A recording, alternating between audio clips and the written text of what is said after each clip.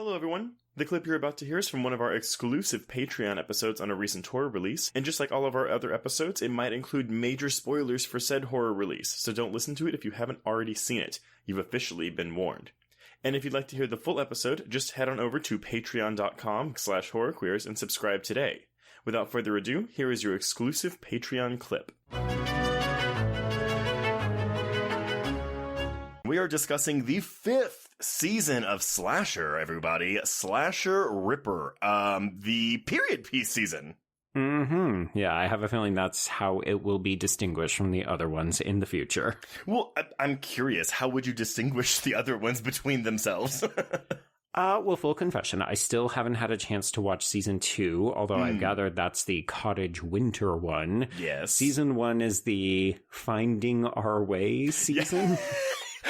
Honestly, here's the thing, because we'll talk about rankings at the end, but I'll just say this right now. Season 1 is my least favorite season of the show because it definitely is the, they're figuring things out, and they were also on Chiller. Right. On Chiller, less budget, different showrunner, also important.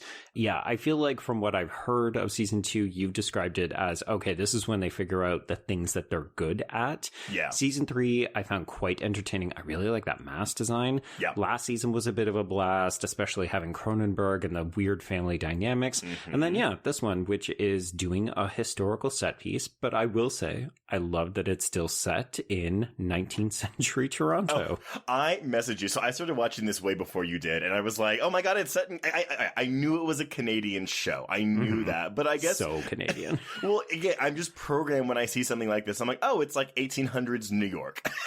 Sure.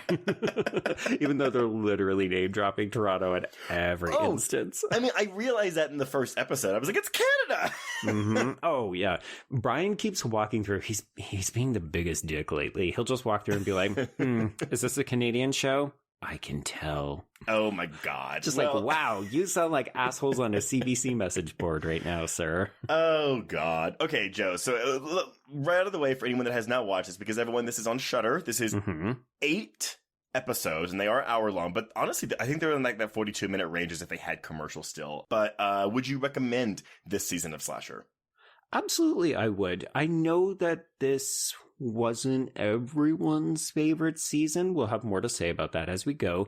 But once I got into it, once I kind of got into the rhythm of things, I actually found that I quite liked this season. And there are definitely some things I would have preferred that they do differently. But overall, I kind of enjoyed the historical piece as a bit of a, okay, we've done this, it's an experiment, and I'm happy for them to try other things in the future.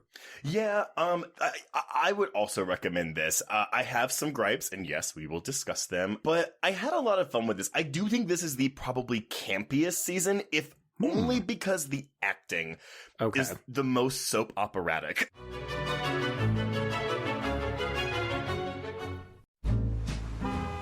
Atlas Avenue.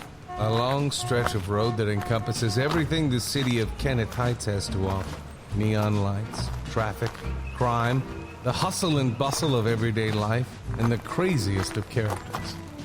My office was above it all. My name is James Locke, and I'm a PI. Hello, Mr. J. How the hell you doing today? Good, Edith. Nearly every year I have a new case. New people to meet, new clues to discover, and new problems to solve. But I do it the old-fashioned way.